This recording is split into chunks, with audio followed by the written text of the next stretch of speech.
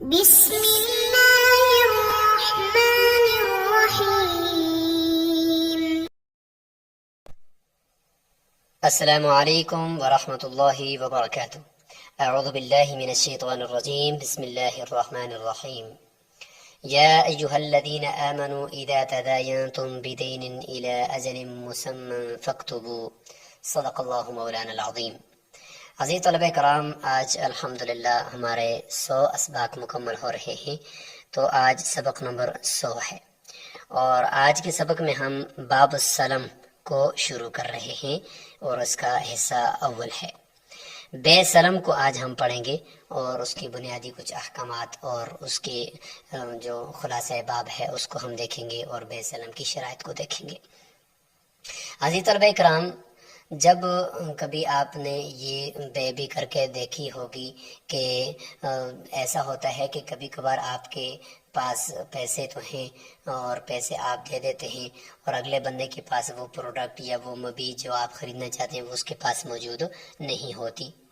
تو ایسا ہوتا ہے کہ آپ پیسے تو اس کو دے دیتے ہیں، لیکن اس کو کہتے ہیں کہ بھئی اتنے مہینوں بعد یا اتنے دنوں بعد آپ نے یہ چیز مجھے پھر دینی ہے۔ تو اس کو کہتے ہیں بے سلم، کے کرنسی اور سمن اور قیمت ابھی آپ دے رہے ہیں، اور جو مبیع ہوگا وہ آپ نے 1 مہینے کے بعد لینا ہوتا ہے۔ اب یہ قیاس کا تقاضا تو یہ ہے کہ یہ بے درست نہیں ہونی چاہیے نا۔ کیوں؟ اس لیے کہ اس میں مبیع موجود ہی نہیں ہے، اور پیسے ایڈوانس دیے جا رہے ہیں، مبیع موجود ہی نہیں ہے، اور ہم نے پیچھے پڑھا ہے کہ ایسی چیز کو فروخت کرنا ہی جائز نہیں ہے جس کو آپ کے پاس جو اس وقت قبضے میں نہ ہو، مبیع سامنے موجود ہی نہ ہو، تو کیسے اس کی بے ہو سکتی ہے؟ لیکن چونکہ غرباء کا خیال رکھنے کے لیے شریعت نے اس کی گنجائش دی ہے، اور آگے ہم حدیث بھی پڑھیں گے، اس سے بھی معلوم ہوتا ہے کہ حضور صلی اللہ علیہ وسلم نے بھی اس کی اجازت دی ہے۔ کیونکہ غریب آدمی ہے، اس کے پاس اس کی کھیتی لگی ہوئی ہے اور اس کا فصل ہے، یا فصل کا یہ زمین اس کے پاس ہے، لیکن فصل بونے کے لیے اور ٹریکٹر کا اس کے پاس خرچہ نہیں ہے اور اخراجات نہیں ہے کاشتکاری کے لیے، لیکن اس کے پاس آلریڈی سارا کچھ باقی چیزیں تو موجود ہیں، لیکن پیسہ نہیں ہے اس کے پاس۔ اور ایک آدمی مالدار ہے، اس کے پاس سب کچھ اور تو ہے، لیکن اس کے پاس غلہ نہیں ہے لیکن پیسہ ہے۔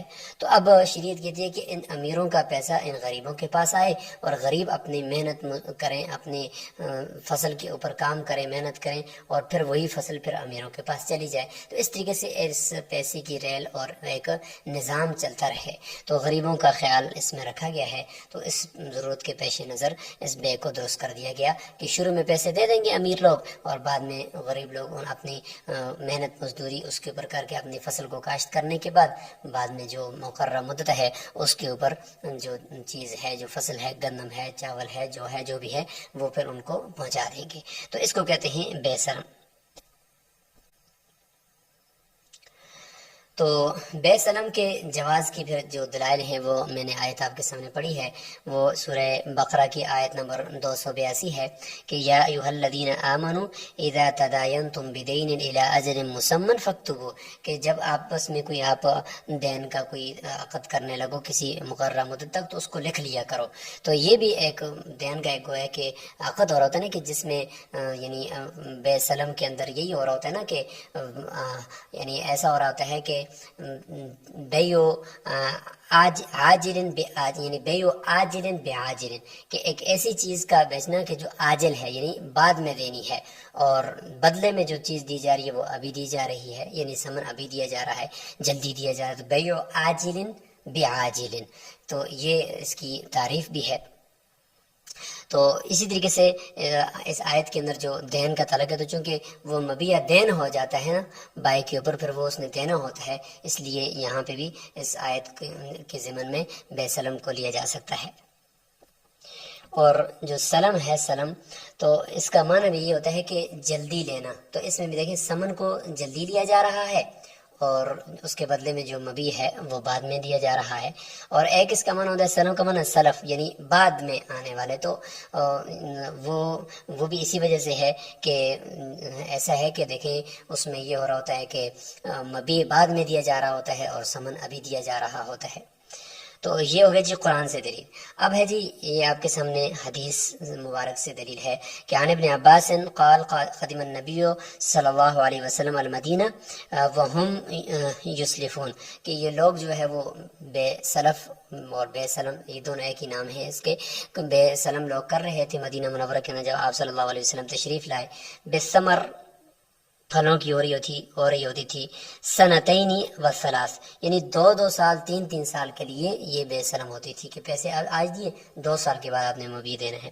تو آپ صلی اللہ علیہ وسلم نے فرمایا کہ من اسلف فی شیئن، اگر کسی نے کسی چیز کے اندر بے سلم کرنی بھی ہے، ففی کیل معلوم، شرائط کی طرف ذکر فرما دیا کہ ایک تو کیل معلوم ہونا چاہیے، وزن معلوم، اور وزن معلوم ہونا چاہیے، الی اجل معلوم، اور اجل بھی معلوم ہونی چاہیے.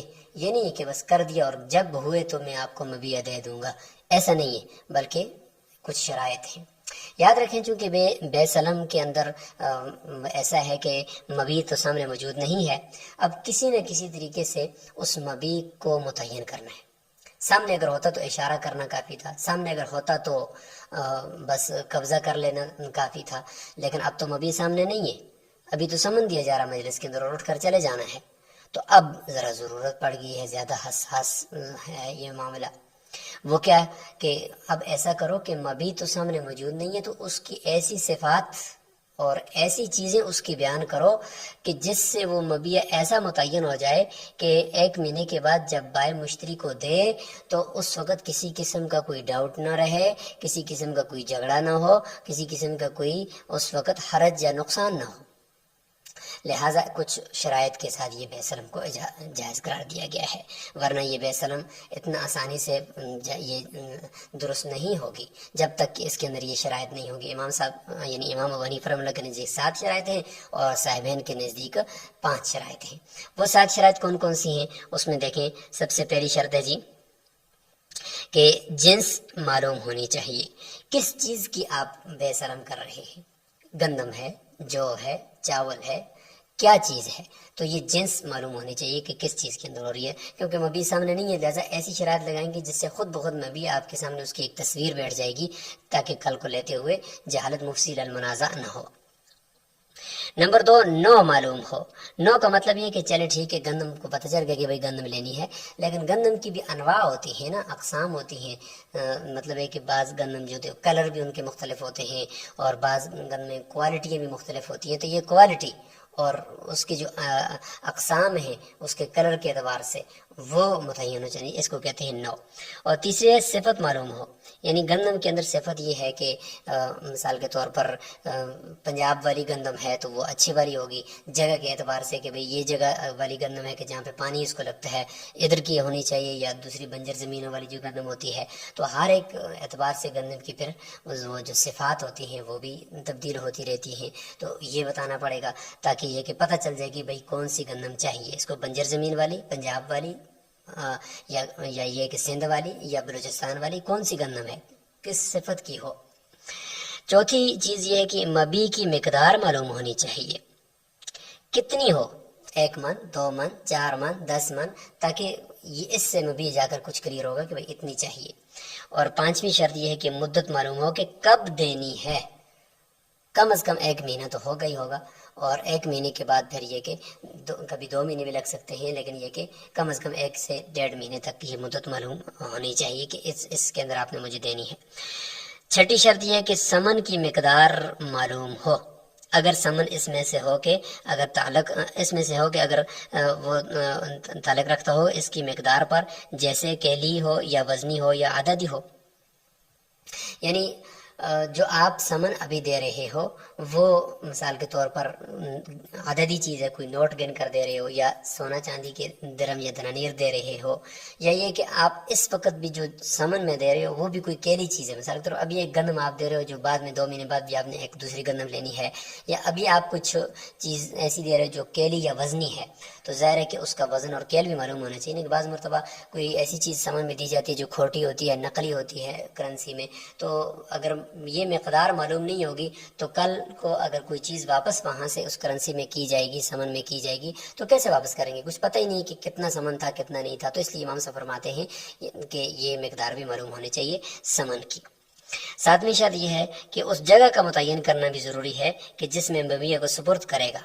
اگر مبیہ کو اٹھانے کی زحمت ہو رہی ہے اور اجرت لگتی ہے، کرایہ لگتا ہے، بوجھ ہے، مزدور لگا کر اس کو اٹھا کر دوسری جگہ پہ لینڈنگ اور لوڈنگ اس کی جاتی ہے، تو پھر اس کی جگہ کا تعین پہلے سے ہونا چاہیے کہ بھائی کس جگہ میں لا کر تو نے مجھے یہ گندم دینی ہے، کیونکہ کل کو پھر ایسا نہ ہو کہ جھگڑا ہو جائے، وہ کہے گا بھائی مجھے یہاں لا کر دو، وہ کہتے نہیں میں یہاں نہیں، بازار میں آپ کو دے دوں گا، تو یہ تو بڑے پھر مسائل ہو جائیں گے۔ آخری دو شرطیں صاحبین کے نزدیک نہیں ہیں۔ صاحبین فرماتے ہیں کہ جہاں پہ عقد ہو اسی جگہ پہ لا کر دے دے، اور دوسرا کہ سمن کو متعین کرنا کوئی ضرورت نہیں ہے، سمن تو سامنے موجود ہے، اس کی طرف اشارہ ہو رہا ہے، لیکن امام صاحب کے قول پر فتویٰ ہے کہ چونکہ ایسی چیزوں میں پھر ضرورت پڑتی ہے، کل کو کہیں جھگڑا نہ ہو جائے۔ تو یہ 7 شرائط اگر آپ دیکھیں تو ان 7 شرائط کے ذریعے سے مبی بالکل کھل کر واضح سامنے آ جاتا ہے، اگرچہ وہ اس وقت سامنے موجود نہیں ہے۔ تو یہ ساری چیزیں کرنے کا مقصد یہ ہوتا ہے تاکہ بے سلم کے اندر مبی تو سامنے ہے نہیں ہے، اور مبی کی ایک تصویر ہو جائے، ایک شکل سے اس کے ہمارے ذہنوں میں بیٹھ جائے کہ یہ چیز چاہیے ہمیں۔ تو یہ ہوگی بے سلم کی شرائط۔ اب بے سلم کا ایک ضابطہ ہوگا، وہ ضابطے کے تحت جو چیز آئے گی تو اس کی بے سلم درست ہے، جو نہیں آئے گی تو بس آرام سے ہم کہیں گے بھئی اس کی بے درست نہیں ہے۔ کیا ضابطہ ہے جی؟ عربی میں ہے کہ وَكُلُّ مَا أَمْكَنَ ضَبْطُ صِفَتِهِ وَمَعْرِفَةُ مِقْدَارِهِ جَازَ السَّلَامُ فِيهِ، کہ ہر وہ چیز جس کی صفت کو ضبط کرنا ممکن ہو اور اس کی مقدار کو جاننا ممکن ہو تو اس میں بے سلم جائز ہے۔ آسان بات ہے کہ ہم نے ابھی شرائط کے اندر پڑھ لیا ہے کہ مقدار معلوم ہونی چاہیے، صفت معلوم ہونی چاہیے، نوع معلوم ہونی چاہیے، تو ایسی چیز جس کی یہ چیزیں ساری معلوم ہم کر سکتے ہوں، اس میں تفاوت نہ ہو اس کے افراد میں، تو لہٰذا اس میں بے سلم درست ہو جائے گی، کیونکہ امکان ہے کہ اس کو ہم متعین کریں۔ وما لا يمكن ضبط صفته ومعرفة مقداره لا يجوز السلام فيه، اور اس کے برخلاف اگر ایسی چیز ہے کہ جس کے صفت کو اور مقدار کو معلوم نہیں کر سکتے، ایسی چیزیں ہیں، مثال کے طور پر اگر آپ جانور خرید رہے ہیں بے سلم کے طور پر، ابھی پیسے دینے اور 2 مہینے بعد آپ نے کہا کہ 10 بکرے مجھے چاہیے، یہ جائز نہیں ہے۔ کیوں؟ اس لیے کہ اس کی مقدار کو تو آپ نے متعین کر دیا، لیکن اس کی صفت کو متعین نہیں کر سکتے، کیونکہ ہر بکرا دوسرے سے مختلف ہوگا، کوئی موٹا، کوئی پتلا، کوئی کس کلر کا، کوئی کس کلر کا، تو بہت سارے اس میں اختلاف ہو سکتے ہیں۔ ظاہر ہے اللہ تعالیٰ کی بنائی ہوئی مخلوق اس میں تفاوت ضرور ہے، لہٰذا ایسا نہیں ہو سکتا، تو پھر اس میں بے سلم درست نہیں ہوگی۔ تو یہ ایک قاعدہ کلیہ ہے کہ ہر وہ چیز جس کی صفت کو منضبط کرنا ممکن ہو اور اس کی مقدار معلوم کرنا ممکن ہو، اس میں بے سلم جائز ہے، اور ہر وہ چیز جس کی ضبط صفت کرنا ممکن نہ ہو اور اس کی مقدار معلوم کرنا ممکن نہ ہو تو اس میں بے سلم بھی جائز نہیں ہے۔ تو یہ آپ کے سامنے ایک ضابطہ آ گیا ہے اور ایک کلیہ آ گیا ہے۔ آگے ہم بے سلم کی اصطلاحات کر لیتے ہیں کہ اس بے سلم کے اندر کچھ ہم نام چینج کر دیں گے، یعنی اب بائے مشتری نہیں ہوگا جی، اب بے نہیں ہوگا جی، بلکہ اب نام تھوڑے سے تبدیل ہو جائیں گے۔ بے کا نام آج ہوگا جی سلم، بے کو تو سلم کہیں گے، اور اس باب السلم میں جو بائے ہوگا، بائے کو ہم مسلم الیہ کہیں گے، مسلم الیہ، ٹھیک ہے، یعنی جس نے 1 مہینے کے بعد مبیع دینا ہے وہ مسلم الیہ ہے، یعنی اس کی طرف بے سلم کو حوالے کیا گیا، اس کے ساتھ بے سلم کی گئی ہے، تو مسلم الیہ ہو گیا بائے۔ مشتری کو کہتے ہیں رب السلم، رب السلم یعنی بے سلم کرنے والا، تو ٹھیک ہے جی۔ مبیع کو کہتے ہیں مسلم فی، جس کے اندر بے سلم کی جا رہی ہے، اور سمن کو کہتے ہیں رأس المال، بائے کو مسلم الیہ، مشتری کو رب السلم، مبیع کو مسلم فی اور سمن کو رأس المال۔ ابھی ہم یہ نام لے رہے ہوں گے اگلے اسباق کے اندر، اس لیے آپ کو کوئی ڈاؤٹ نہیں ہونا چاہیے۔ جب ہم کہیں گے مسلم الیہ آپ کہیں گے بائے، اگر ہم کہیں گے رب السلم آپ سمجھیں گے کہ مشتری ہے، ہم کہیں گے مسلم فی آپ مبیع سمجھیں گے، ہم کہیں گے رأس المال تو آپ سمن ہی سمجھیں گے، اس کے علاوہ کوئی اور تیسری چیز آپ کے ذہن میں نہیں آنی چاہیے۔ آخر میں باب السلم کا خلاصہ کر لیتے ہیں، تو باب السلم کے اندر سب سے پہلی جو چیز ہوگی وہ یہ ہوگی کہ ما یجوز السلم فیہ وما لا یجوز، کن چیزوں میں بے سلم درست ہے اور کن چیزوں میں بے سلم درست نہیں ہے۔